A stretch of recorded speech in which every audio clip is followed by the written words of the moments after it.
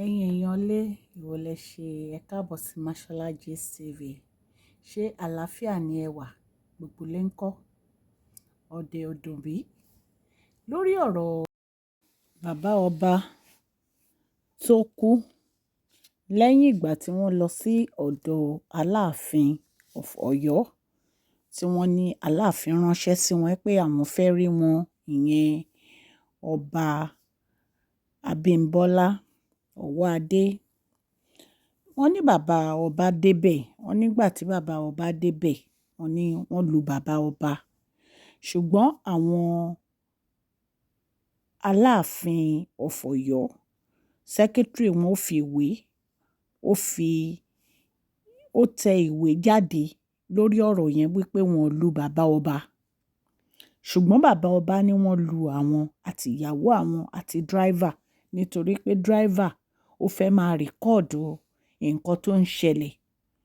Kí ni a fi jáde lórí ọ̀rọ̀ yìí? Nǹkan tá a fi jáde ni pé àwọn Amẹ́ríkà, àwọn èèyàn ti ń dìde o. Ẹ mọ̀ pé bàbá ọba yìí US citizen ni wọ́n, ọmọ onílùú ni wọ́n. Àwọn Amẹ́ríkà ò dẹ̀ fi àwọn ọmọ ìlú wọn, wọn ò fi àwọn ọmọ onílùú wọn, wọn ò fi wọ́n ṣeré rárá. Bí a ṣe gbọ́, wọ́n ní àwọn gúrùpù kan, wọ́n ní wọ́n ti gbé àwọn gúrùpù kan dìde lórí ọ̀rọ̀ justice lórí bí bàbá ọba ṣe kú yìí. Ipe wọ́n ní wọn ò lè dákẹ́ kí bàbá ọba kú báyìí. Nǹkan tí a gbọ́ nìyẹn o. Wọ́n ní wọn ò lè dákẹ́ kí bàbá ọba Arọ́fálé kí wọ́n kú báyìí. Ipe wọ́n gbọdọ̀ ṣe nǹkan kan sórí ọ̀rọ̀ yẹn. Wọ́n ní àwọn tí wọ́n gbé dìde, wọ́n ní bàbá ọba tó ń jẹ́ Chief Lukman, wípé wọn ò lè ever dákẹ́ kí wọ́n kú báyẹn, wípé wọ́n ní láti ṣe investigation lórí ọ̀rọ̀ yẹn. Ẹ̀yin aráalé, ẹ rí i pé ọ̀rọ̀ yìí ó ti fẹ́ máa di nǹkan tó jẹ́ pé kò yé wa mọ́ báyìí. Nítorí àtìgbà tí bàbá ọba ti kú, àti ẹ̀ gbọ́ nǹkan kan rárá. Ó dàbí ẹni pé ọjọ́ kejì tí bàbá ọba kú la rí ọba Aláàfin tí wọ́n lọ sí ìpàdé àwọn lọ́balọ́ba tí wọ́n fi ní wọn kí kábíyèsí Ọ̀nìrìṣà, Ọ̀ọ̀ni of Ifẹ̀. Ẹ rántí? Ó dàbí ẹni pé ọjọ́ kejì la rí wọn tí wọ́n lọ sí ìvẹ́ǹtì àwọn kábíyèsí yẹn. Tí ọ̀rọ̀ yẹn tún fi di wàhálà tán ní wọn kí kábíyèsí Ọ̀ọ̀ni of Ifẹ̀. Ṣùgbọ́n ní ìsìn wọ́n ní àwọn independent ti dìde o. Wọ́n náà ti gbé àwọn èèyàn kan dìde ní Amẹ́ríkà pé wọ́n gbọdọ̀ ṣe investigation lórí bí bàbá ọba ṣe kú. Ẹ̀yin èèyàn lé, àwọn Amẹ́ríkà ò kí ń fi nǹkan falẹ̀ o. Wọn ò dẹ̀ kí ń fi nǹkan, wọn kì í fi ṣeré. Ṣé ẹ rí àwọn ọmọ ìlú wọn tó bá kú?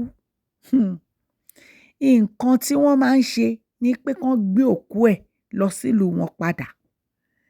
Especially bóyá wọ́n lọ sójú ogun, wọ́n lọ jagun, wọ́n wá kú sógun, wọ́n máa gbé òkú ẹni yẹn délé ṣáá ni. Wọ́n máa gbé dá Amẹ́ríkà ṣáá ni. Wọn ò fi ọmọ ìlú wọn, wọn ò fi báyàn ṣeré rárá. Ní ìsìn, wọ́n ní wọ́n ti ní kán bẹ̀rẹ̀ sí ṣe investigation lórí ọ̀rọ̀ yẹn. Bí bàbá ọba ṣe kú. Ẹ mọ̀ pé North Carolina ni bàbá ọba ti wá. Nítorí pé Ọ̀yọ́túnjí village, North Carolina ló wà. A ti sọ gist lórí ọ̀rọ̀ Ọ̀yọ́túnjí village dáadáa rí. Wọ́n ní bàbá wọn Ọ̀nìrìṣà ló ń dé adé fún wọn níbẹ̀. Ṣé ẹ rí gbogbo ọ̀rọ̀ tí mò ń sọ yìí pátápátá? Ẹ máa gbọ́ lẹ́nu bàbá ọba. Torí wọ́n gba ohun bàbá ọba sílẹ̀ kó tó di pé bàbá ọba kú. Ẹ̀yin náà, ẹ jẹ́ ká jọ gbọ́ nǹkan tí bàbá ọba sọ. Ẹ máa bá wa ká lọ. Mo lè padà ṣe Èkó. Lẹ́yìn yẹn àwọn ẹ̀mẹ̀wẹ́ wọ́n pè mí bàbá sáàbẹ̀ bá mi sọ̀rọ̀, Aláàfin ló fẹ́ bá mi sọ̀rọ̀. Wọ́n ní ìwé fún mi lọ́sẹ̀ méjì, mo láwọn ọkọ̀ tẹ́mi náà ṣe.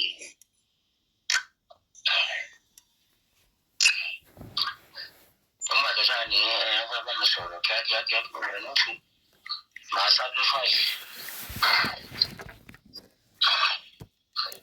Bá tó gbé mọ́tò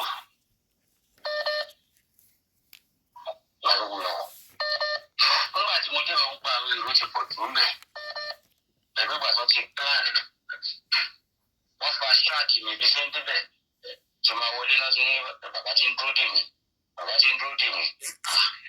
Ok. Wọ́n bypass gbogbo àwọn tó fẹ́ dúró lọ́kẹ́rì. Mo lè wọlé. Lóòótọ́ náà ní sọ pé kẹ́yìn yọ ilẹ̀kẹ̀ ọmọ mi kí n gbé ilẹ̀ bá láàfin sọ̀rọ̀ mi sí rí. Kí n lọ fẹ́ òun ló ṣe jẹ oyè. Mo lè wọlé pẹ̀lú ìyàwó mi àtàwọn tó bá mi lọ. A lè wọlé. Mo lè jókòó nígbà tí mo fẹ́ bá sọ̀rọ̀ mo lè dìde. Mo kúnlẹ̀ mo kí kábíyèsí mo ṣe gbogbo ẹ̀. Wọ́n bá mi ń bèrè lọ́wọ́ mi bí ọ̀rọ̀ ìlọsọ́jú ṣe jẹ́ pé ṣé mi ni bàbá ọba mo ní bẹ́ẹ̀ ni. Wọ́n ní báwo ni mo ṣe jẹ́ bàbá ọba mo ní mi bàbá ọba. Mo kàn rí kíkẹ́ ni ọlọ́yọ̀ ṣe kíkẹ́. Ọmọ Ọ̀yọ́ ni mímọ nínú iṣẹ́ ọmọ Ọ̀yọ́. Wọ́n ní báwo ni mo ṣe wá jẹ́ bàbá ọba tó wá tí ìyẹn lọ́kùn ìkìlọ̀.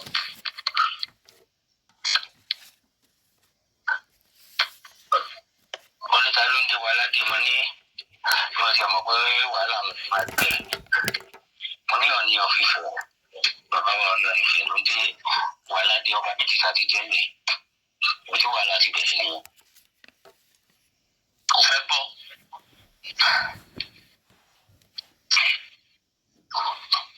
Àwọn àfọ wọ́n dẹ̀ tó ń bá mi ágíò.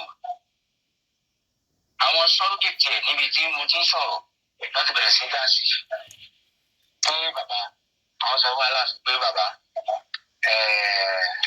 ọba tó wà jàrá níbi Adéyẹmí òun ló ń dé wọn ládé ní Ọ̀yọ́ náà pé bàbá ti ẹ̀ wá síbẹ̀ wá dé wọn ládé ni. Bí ṣe ń sọ bẹ́ẹ̀ wọ́n lè mi wá spy fún wọn nínú. Ó lè tóbi tí wọ́n sọ̀rọ̀ kan pé nǹkan tẹ́mi ò jẹ́ lèmi wá ń sọ. Wọ́n ní kẹ́rọ̀ àwọn ọmọ ní kẹ́rọ̀ wọ́n ti bẹ̀rẹ̀ sí lù mí láti inú pálọ́dẹ̀ tó kù sílẹ̀.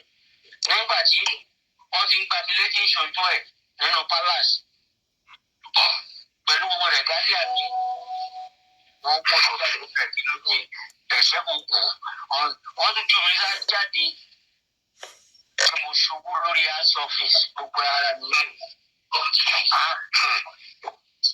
Èmi jẹ́ rògbò ti tán síbẹ̀ lóòótọ́ driver ni ó ṣe mistake torí pé mi ò rán òun rìkọ́ọ̀dù conversation ìlú lọ́ọ̀ni ibi tó dẹ̀ wà jìnnà sí ni. Káṣí ẹ̀ wá sọ pé nígbà tó kí àwọn ìmẹ̀wọ́ ẹ̀ẹ́dẹ́gbẹ̀ẹ́ pé ṣé ó nìkan ló lòun ò rìkọ́ọ̀dù wọ́n dẹ̀ jẹ́ kí n fún mi ibi tó ti wà pẹ́ jìnnà sí mi o wọ́n dẹ̀ sì kọ́jà pé ó rìkọ́ọ̀dù tó ń parọ́ but my own opinion okay fún wa ní fóònù yẹn wọ́n ti ní ìfẹ́ ìyàrá sọ fún mo bá gbọ́ fóònù ìyàwó mi náà wọ́n kú ìyá mi orí ìfẹ́lẹ̀ ló wà wọ́n ti tó.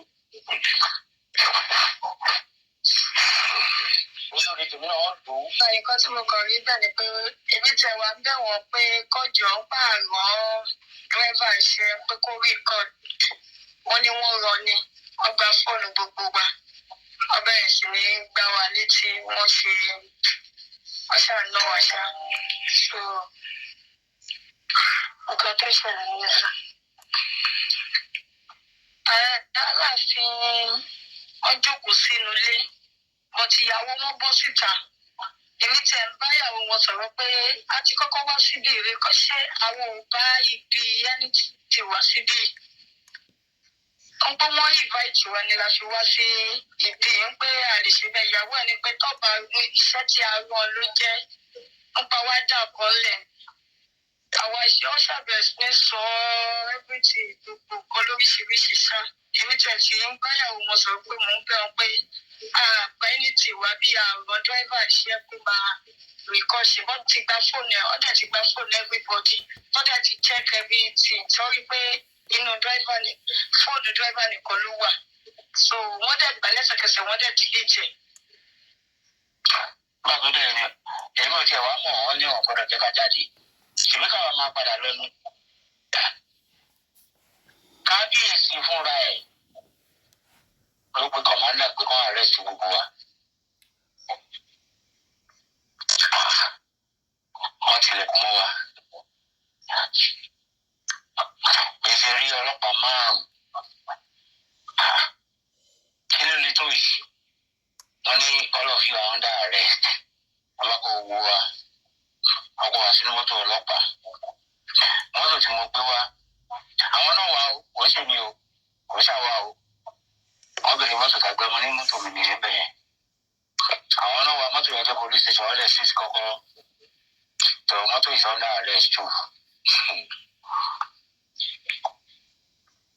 A lè débẹ̀. A lè jókòó wọn ní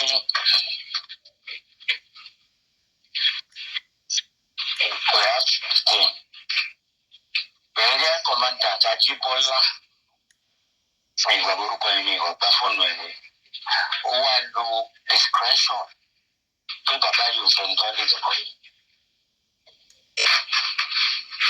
Wọ́n tàn ń wọ̀ wọ́n fẹ́ àwọn èèyàn mọ́lé. Wọ́n lè wá ní ẹni kú fẹ́ àdìlọ́lé ni o. Pẹ̀ka wọn tó máa ti wọlé ọ̀rẹ́ tó ń wọlé ní òkè. Pé kí mi lọ gba hòtẹ́ẹ̀lì. Tó bá di àárọ̀ ìjọ kejì mo padà wá láago 10. Pé nǹkan tó nǹkan máa suggest ni pé ká jọ lọ sí ọ̀dọ̀ aláàfin kan. Apologize fún wa lè release wa. Mo lè gbígbẹ́ ní aago 10 náà dá fún mi. Mo débẹ̀ ní kọ́tà áńtà. Olùtẹ̀ ẹgbẹ́ ìpínlẹ̀ wà lókè tí wọ́n pe aláàfin. Ó lè pe aláàfin. Ní ìṣojú mi ni òun ní mo àwájú ẹ̀ o. Ó pe aláàfin. Ó ní bàbá mi máa dáhùn. Ọkọ̀ bẹ́ẹ̀ ó ní kó o pe chief of staff rẹ̀. Ó tún pe yẹn náà. Èèyàn ò dáhùn. Ní ìṣojú mi ń bẹ̀. Ó wá lò máa tẹ́ẹ̀sì aláàfin kan return kọ́ lọ ní ó tẹ́ ẹ suggest pé bóyá wọ́n yìí sùn. Ọ̀tí ìdí pé bẹ́ẹ̀. Àwọn ni kí n ka òkè mi lọ. Àwọn èèyàn lé ìwọlẹ̀ ṣe ẹ̀ka àbọ̀ sí Mashola Gist TV. Ṣé àlàáfíà ni ẹ wà? Gbogbo ló ń kọ́. Èdè odò mi. Lórí ọ̀rọ̀ Darkman òun la tún padà sí. Nítorí wípé Darkman ó jẹ́ èèyàn tó jẹ́ pé gbogbo wa la nífẹ̀ẹ́. Èmi bí ẹnìkan mo nífẹ̀ẹ́ Darkman nítorí iṣẹ́ rere èyí tó gbé lọ́wọ́. Ṣé ẹ mọ̀ pé mo ti mú gist kan wá nípa Darkman nígbà kan wípé ó ran àwọn ọmọ kan lọ́wọ́ láti jà fún ẹ̀tọ́. Ẹ̀yin èèyàn lé ọ̀rọ̀ lẹ gbọ́ yẹn lẹ́nu bàbá ọba. Ẹ̀yin náà rí pé bàbá ọba ti kú. Ẹ̀yin náà dẹ̀ rí pé gbogbo àwọn nǹkan tó ń ṣẹlẹ̀ táwọn èèyàn ń sọ kiri wípé wọn ò take ọ̀rọ̀ yẹn so serious. Wípé ó yẹ kí ìjọba wa gan ní Nàìjíríà take ọ̀rọ̀ yẹn serious kó tó di pé àwọn Amẹ́ríkà wa máa dá sí ọ̀rọ̀ yẹn. Ní ìsìn báyìí gbogbo àwọn tí wọ́n gbé dìde ní Amẹ́ríkà wọ́n ní wọ́n ti bẹ̀rẹ̀ investigation lórí ọ̀rọ̀ ikú bàbá ọba o. Nǹkan tá a gbọ́ nìyẹn yẹn ara lé tá ní ká mú wá sí etí ìgbọ́ yín. Ọlọ́run á tẹ́ bàbá ọba sí afẹ́fẹ́ rere wà ní rírú ẹ̀ mọ́ o. Mo kí ìyàwó bàbá ọba ní agbára Ọlọ́run á kàn sọ yín. Kò dùn mọ́ wa nínú nǹkan tó ṣẹlẹ̀. Ọlọ́run Elédùmarè á wà pẹ̀lú gbogbo etí tó ń gbọ́ mi o. Gbogbo wàhálà àti nǹkan tó ń ṣẹlẹ̀ ní Nàìjíríà Ọlọ́run á bá wa dá ọwọ́ ẹ̀ dúró ní agbára Ọlọ́run. Mo dúpẹ́ lọ́wọ́ gbogbo etí tó ń gbọ́ mi ní ilé lóko àti lẹ́yìn odi gbogbo ẹ̀yin subscribers mo dúpẹ́ lọ́wọ́ yín. Ọlọ́run á dúró tì yín ọba mi gbọ́wọ́ yín sókè wá ẹni tọrọ jẹ ẹni tọrọ mu ẹni ẹlẹ́ni onígbà ṣe ń ṣe o. Please share this video, like and subscribe. God bless you all. Mashola Gist TV. Love you all.